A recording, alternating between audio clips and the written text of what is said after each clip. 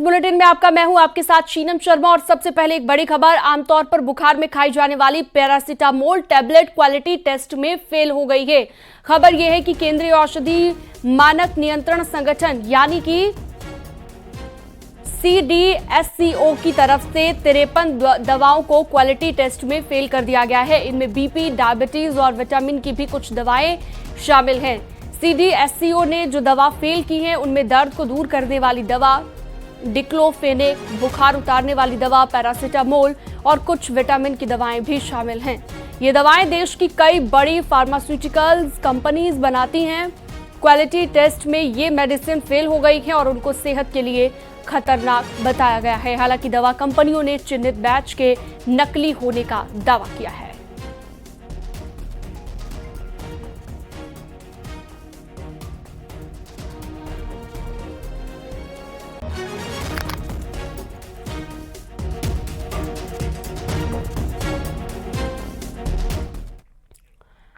और अगली खबर कुशीनगर से, जहां पर जाली नोट कांड मामले को लेकर एसपी के बाद अब कांग्रेस भी फंसती नजर आ रही है। यूपी कांग्रेस के पूर्व अध्यक्ष अजय कुमार लल्लू को पुलिस ने नोटिस भेजा है। आपको बता दें कि पुलिस पूर्व कांग्रेस प्रदेश अध्यक्ष अजय कुमार लल्लू से जाली नोटों का गिरोह चलाने वाले औरंगजेब के साथ उनके संबंधों के बारे में पूछताछ करेगी। अजय कुमार लल्लू की आरोपी औरंगजेब के साथ फोटो सामने आई है। आपको बता दें कुशीनगर पुलिस ने नकली नोट का अवैध कारोबार करने वाले गिरोह का खुलासा करते हुए अब तक 11 लोगों को गिरफ्तार कर लिया है। 23 सितंबर को पुलिस ने 5,62,000 के जाली नोट बरामद किए थे।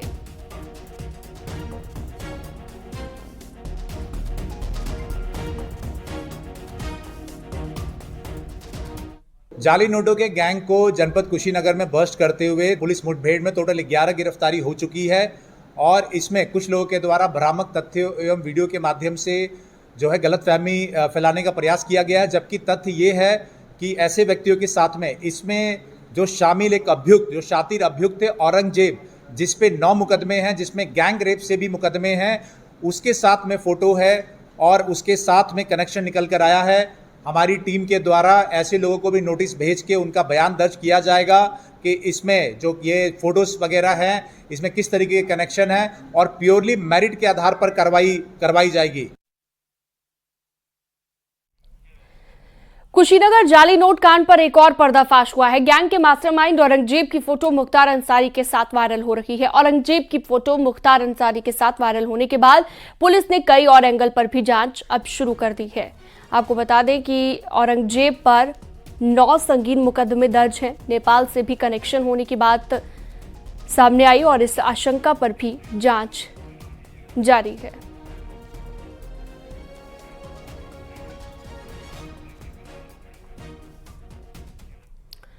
शाहजहांपुर पुलिस ने एक शातिर को गिरफ्तार कर लिया है। पुलिस ने मौके से इनके पास से एक तमंचा और कारतूस बरामद कर लिया है। आर्म्स एक्ट के तहत बदमाश रोजाना यहां पर रोजा इलाके से गिरफ्तार उसे किया गया है। मुखबिर की सूचना के बाद गिरफ्तार बदमाश सल्लिया गांव का रहने वाला बताया गया। आर्म्स एक्ट के तहत ये गिरफ्तारी हुई है।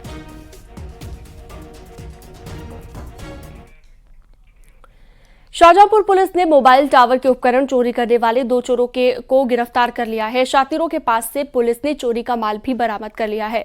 दोनों पहले मोबाइल टावर के लिए काम किया करते थे, मगर इनको नौकरी से निकाल दिया गया। इसके बाद दोनों शातिर मोबाइल टावरों से चोरी कर उपकरणों को आगरा भेजा करते थे। मामला तिलहर इलाके का है, जहां पर पुलिस ने फिरोजपुर गौटिया हाईवे से शातिरों को गिरफ्तार कर लिया है। जनपद शाहजहांपुर के थाना तिलहर पर श्री विभू सिंह द्वारा टावर से अजना चोरी हो जाने के संबंध में अभियोग पंजीकृत कराया गया था। थाना पुलिस द्वारा घटना के खुलासे हेतु टीम गठित की गई थी, जिसके द्वारा मुखबिर की सूचना पर विकास कुमार पुत्र बाबू सिंह निवासी मुरादाबाद व राजू सिंह उर्फ लाडला निवासी मुरादाबाद को मैं चोरी के सामान के साथ गिरफ्तार किया गया है। अभियुक्तों की निशानदेही पर चोरी गए 3 अजना कार्ड बरामद किए गए हैं। हरदोई से अगली बड़ी खबर, जहां पर एक बीमार महिला की बैंक में ही मौत हो गई। सूचना मिलने के बाद पुलिस ने शव को कब्जे में ले लिया है और मामले को लेकर जांच लगातार की जा रही है। इस घटना के बाद महिला के परिवार वालों ने जमकर हंगामा किया है। परिवार का आरोप है कि बैंक वालों की वजह से महिला को सदमा लगा, उसकी मौत हुई। टड़ियावा थाना क्षेत्र की ये घटना हम आपको बता रहे हैं। मृतका के पति का आरोप है कि उसकी पत्नी बीमार थी। पैसे के लिए वो पत्नी को लेकर बैंक पहुंचे। बैंक मैनेजर से बीमारी का हवाला देकर खाते से पैसा निकलवाने की मांग की गई। आरोप यह है कि मैनेजर ने रुपए निकालने से मना कर दिया और धक्का देकर बाहर निकाल दिया। इसी बीच महिला की मौत हो गई।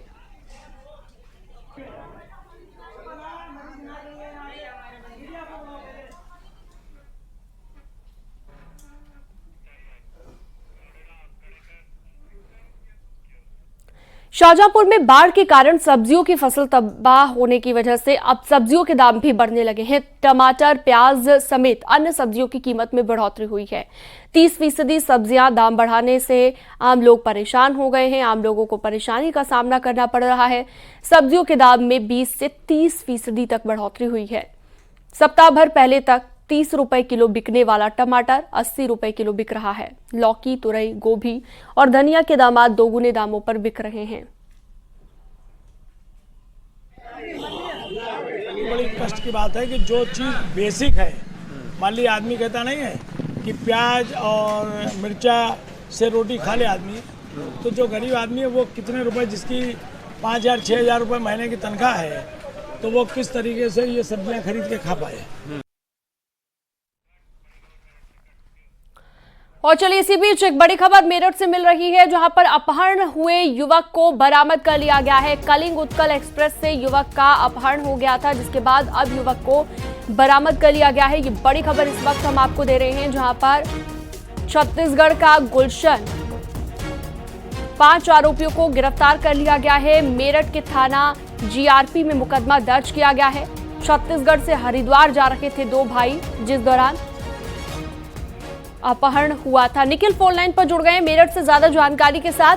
निखिल, छत्तीसगढ़ का रहने वाला गुलशन अब बरामद कर लिया गया है, कैसे पुलिस को ये कामयाबी मिली और क्या जानकारी? देखिए, मैं आपको बता दूं कि मेरठ में छत्तीसगढ़ के एक युवक का अपहरण किया गया था। उत्कल कलिंग एक्सप्रेस से इसको उतार लिया गया था और आरोप यह था कि 4 से 5 लोगों ने इसे जबरन उतार लिया और इसको ले गए। ये 4 से 5 दिन पुरानी घटना है, लेकिन अब जीआरपी पुलिस ने ये युवक बरामद कर लिया है। और ये पूरा का पूरा नेक्सस केवल और केवल मजदूरों का है, मतलब यानी मजदूरी कराने के लिए इसको जबरन अपहरण किया गया और उससे जबरन मजदूरी कराई जा रही थी और वहां पर मेरठ के सपौती में इसको रखा गया था और इसको जबरन मजदूरी कराई जा रही थी। इस मामले में पुलिस ने 5 आरोपियों को गिरफ्तार किया है। ये पूरा गैंग है जो इस तरह के लड़कों को टारगेट करके ट्रेन से उतार लेता है और उससे मजदूरी कराने लगता है। तो पूरे गैंग का पुलिस ने बस्ट किया है और 5 लोगों को गिरफ्तार कर लिया है। ठीक है, बहुत शुक्रिया तमाम जानकारी विस्तार से देने के लिए आपका, निखिल अग्रवाल।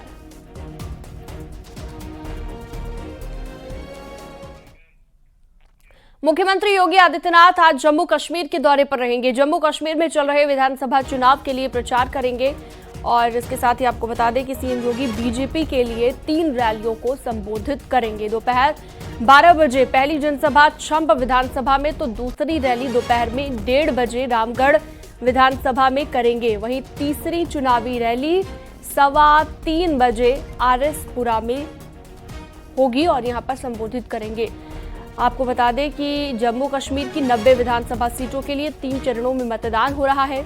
2 चरणों की वोटिंग हो चुकी है और अब आखिरी चरण के लिए चुनाव प्रचार जोरों पर है। अंतिम चरण में 40 सीटों के लिए 1 अक्टूबर को वोटिंग होगी और चुनाव परिणाम 8 अक्टूबर को आएंगे।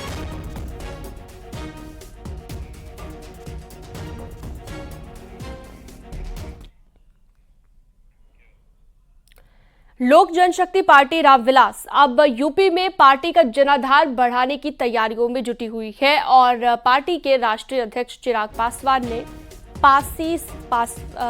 पासवान और दलित समाज को एकजुट करने की तैयारी शुरू कर दी है। केंद्रीय मंत्री चिराग पासवान आज कौशाम्बी पहुंचेंगे, जहां पर वो वंचित वर्ग के सम्मेलन को संबोधित करेंगे। कसिया पूर्व में महाराज दीन पब्लिक स्कूल का शिलान्यास करेंगे। मूरतगंज में आयोजित वंचित समाज सम्मेलन में भी शिरकत करेंगे। सभी कार्यक्रम मूरतगंज ब्लॉक क्षेत्र में आयोजित किए गए हैं।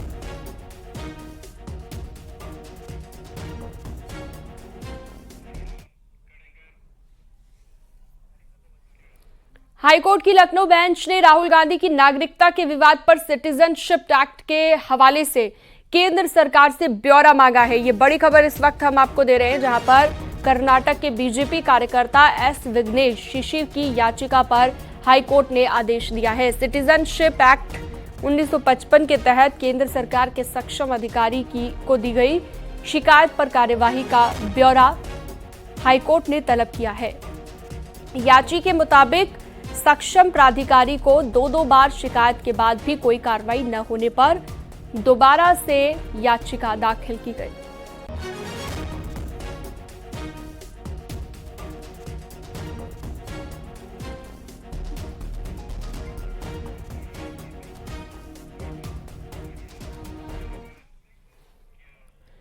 एक दिन पहले खाने पीने की चीजों में गंदगी की मिलावट करने वालों के खिलाफ सीएम योगी आदित्यनाथ ने सख्त एक्शन लिया था। योगी ने पूरे यूपी में खाने पीने की दुकानों पर नेम प्लेट लगाने के आदेश जारी कर दिए थे, लेकिन जब कांग्रेस ने इस फैसले का कड़ा विरोध किया तो और कहा कि ये मुसलमानों को टारगेट करने की नई कोशिश है। इंडी गठबंधन ने कहा था कि एक विशेष समुदाय को अलग थलग करने की कोशिश है, लेकिन हैरानी की बात यह है कि आज कांग्रेस ने भी अब योगी के नेम प्लेट मॉडल की तारीफ करते हुए उसे अपना लिया है। यहाँ पे जो मिलेगा कम से कम वो हापुड़ वाला जूस तो नहीं मिलेगा ना, या थोक लगा करके वे रोटियां तो नहीं मिलेंगी, या तो शुद्ध मिलेगा तो नहीं मिलेगा। आपको अपना उसमें नाम और आईडी लगाना होगा। तो हमने भी इसको यहाँ पर पूरी मजबूती से लागू करने का निर्णय किया है। योगी के जिस फैसले से उत्तर प्रदेश में जगह जगह दुकानों पर नेम प्लेट लगने लगे, नाम छिपाकर ढाबा चलाने वाले शटर गिराने लगे, उसी मिलावट के खिलाफ योगी का फॉर्मूला अब कांग्रेस भी अपना रही है। कांग्रेस शासित हिमाचल प्रदेश में योगी मॉडल लागू होने जा रहा है। हिमाचल प्रदेश में अब दुकानों पर नेम प्लेट लगेगी, रेस्टोरेंट ढाबों पर मालिक की आईडी लगेगी, फास्ट फूड की दुकानों पर मालिक का नाम होगा और हिमाचल में बिना नाम लगाए दुकानें बंद होंगी। कल तक कांग्रेस उत्तर प्रदेश में योगी के फैसले का विरोध कर रही थी, लेकिन जहां कांग्रेस की सरकार है वहां योगी के नेम प्लेट मॉडल को अपनाया जा रहा है। और अच्छा है, यहाँ पे जो मिलेगा कम से कम वो हापुड़ वाला जूस तो नहीं मिलेगा ना, या थोक लगा करके वे रोटियां तो नहीं मिलेंगी, या तो शुद्ध मिलेगा जो भी मिलेगा। इसमें बहुत सी चिंताएं लोगों ने व्यक्त करी थी और इसमें कुछ आशंकाएं भी व्यक्त करी गई थी। तो इसको हमने समझते हुए और जिस तरीके से उत्तर प्रदेश में भी वहाँ पर भी जो रेडी फड़ी वाले हैं खास करके उनके लिए ये मैंडेटरी किया गया है कि वहाँ पर जो है आपको अपना उसमें नाम और आईडी लगाना होगा। तो हमने भी इसको यहाँ पर पूरी मजबूती से लागू करने का निर्णय किया है कि जो भी अपना दुकान चला रहा है, रेडी फड़ी चला रहा है, उसको अपना आईडी, अपना क्लियर आइडेंटिफिकेशन उसमें करना होगा। यानी हिमाचल प्रदेश में कांग्रेस सरकार के मंत्री विक्रमादित्य सिंह ने खुद थूक वाली रोटी और यूरिन वाले जूस का जिक्र नहीं किया, लेकिन इशारों में कहा कि यह फैसला इसलिए लिया गया है ताकि हिमाचल प्रदेश को भी खाने पीने में गंदगी मिलाने वालों से बचाया जा सके। मतलब ये कि अब हिमाचल प्रदेश सरकार भी चाहती है कि लोगों को पता रहे कि वो कौन सा सामान किससे खरीद रहे हैं। इनका उद्देश्य एकमात्र ये है, योगी आदित्यनाथ साहब का या यूपी का जो भी एडमिनिस्ट्रेशन उनका है, हिंदू मुसलमान करके लोगों में नफरत फैलाना, लोगों को बांटना, ये इनका काम है। अब लेकिन और ज्यादा दुर्भाग्य की बात है, बीजेपी के इस काम को देख के हिमाचल प्रदेश में कांग्रेस की सरकार है, वहां भी अगर वो भी यही बात कह रहे हैं तो बीजेपी और कांग्रेस में कहाँ फर्क रह गया। तो फिर बीजेपी और कांग्रेस जो है इन चीजों में एक ही है, सिर्फ इनका मकसद यह है कि मुसलमान को सताओ। नेम प्लेट का मामला अब से पहले भी चर्चाओं के अंदर रहा है और बड़ा ही गर्म मुद्दा रहा है। सुप्रीम कोर्ट का इसके बारे में फैसला आ चुका है। तो जब सुप्रीम कोर्ट का फैसला नेम प्लेट को लेकर आ गया है तो मैं समझता हूं कि इस पर कोई बात करना वो गैर मुनासिब है। वो मेरे नज़दीक मुनासिब नहीं है कि उस पर कोई टिप्पणी की जाए या कोई बात की जाए। अब कांग्रेस के लिए मुश्किल ये है कि कल कांग्रेस के जो नेता योगी के फैसले को कम्युनल विभाजनकारी नफरती बताकर विरोध कर रहे थे, वो अब हिमाचल प्रदेश सरकार के फैसले पर क्या कहेंगे, क्योंकि अब तो हिमाचल प्रदेश में भी सभी दुकानदारों को अपना नाम बताना पड़ेगा भले वो अब्दुल हो या अमित हो, अरबाज हो या अभिषेक, शहनवाज हो या सुमित। Bureau report, news 18।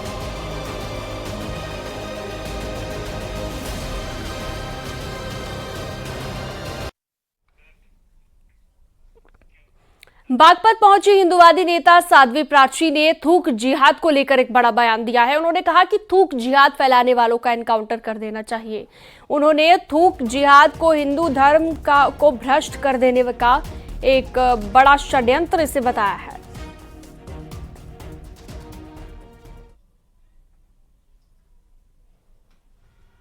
देखिए, लव जिहाद के माध्यम से 36 टुकड़े श्रद्धा के किए गए। लैंड जिहाद के माध्यम से जो प्रॉपर्टी हिंदुओं की थी उन पर कब्जे होते चले गए।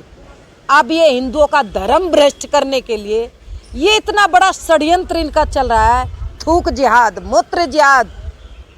बागपत में भी मीडिया के माध्यम से मुझे आज पता चला है, यहाँ पर भी थूक की रोटियां परोसने का काम कर रहे हैं। भारतीय जनता पार्टी की सरकार को उत्तर प्रदेश के अंदर जो निर्णय ले रही है, मैं बहुत बहुत धन्यवाद देती हूँ, बहुत विशेष धन्यवाद और शुभकामनाएं देती हूँ।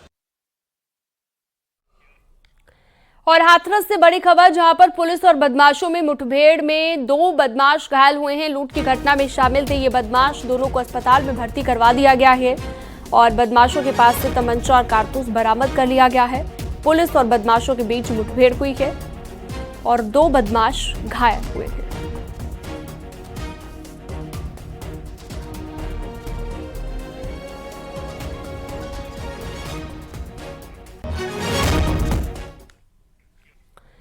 और बड़ी खबर हमीरपुर से है, जहां पर गैंगरेप के दोषियों को उम्र कैद की सजा सुनाई गई है। कोर्ट ने 3 दोषियों को उम्र कैद की सजा सुनाई है। घर में घुसकर तीनों ने दुष्कर्म किया था।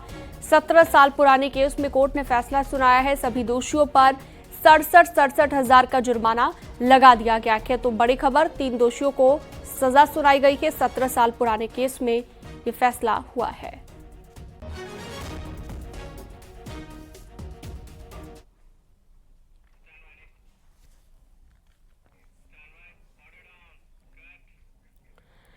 और इसी बीच वॉर जोन से एक बहुत बड़ी खबर आ रही है। इजराइल के लगातार हमले से बौखलाए हिजबुल्लाह ने अब इजराइल के रिहायशी इलाकों को निशाना बनाना शुरू कर दिया है।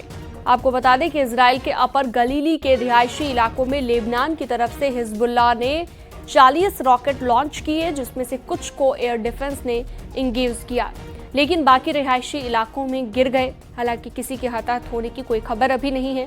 इस बीच इजराइल की सेना ने कहा है कि वो हिजबुल्लाह आतंकवादी समूह के साथ बढ़ते तनाव के मद्देनजर रिजर्व सैनिकों को एक्टिव कर रही है। एयर स्ट्राइक के बाद अब इजरायली सेना लेबनान में ग्राउंड अटैक की तैयारी में है। आईडीएफ ने नॉर्दर्न कमांड के कमांडिंग ऑफिसर से अपने सैनिकों को मैन्यूवरिंग और एक्शन के लिए पूरी तरह से तैयार रहने के लिए कहा है।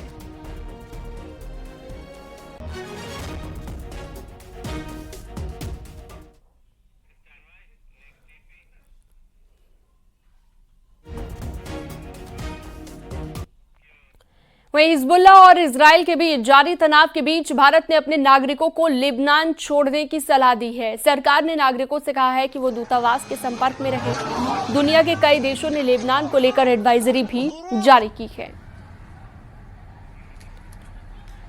तो भारतीयों के लिए एडवाइजरी जारी की गई है। जंग के बीच ये बड़ी खबर इस वक्त आ रही है जो न्यूज़ 18 आप तक पहुंचा रहा है। भारतीयों के लिए ये एडवाइजरी जारी की गई है। दुनिया के कई देशों ने लेबनान को लेकर एडवाइजरी जारी की गई है।